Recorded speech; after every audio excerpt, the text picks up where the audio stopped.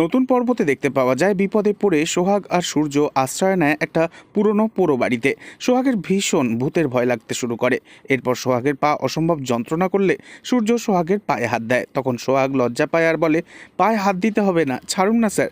তখন সূর্য বলে, পাটা তো একেবারে ফুলে গেছে, অয়েনমেন্ট নেই, তাতে কি হয়েছে, আমার হাত তো আছে, আস্তে আস্তে আমি ম্যাসাজ করে দিচ্ছি।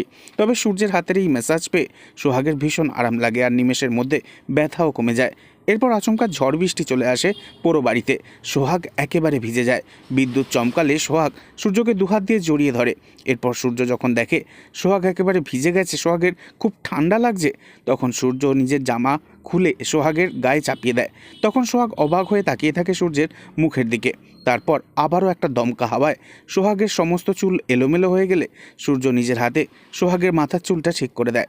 এরপর দুজন দুজনের দিকে রোম্যান্টিকভাবে তাকিয়ে দেখতে থাকে। তবে কি এভাবেই জমে উঠবে সূর্য আর সোহাগের প্রেমের রোম্যান্টিক অধ্যায়? নেক্সট আপডেট জানতে অবশ্যই সাবস্ক্রাইব করে রাখবেন। ধন্যবাদ।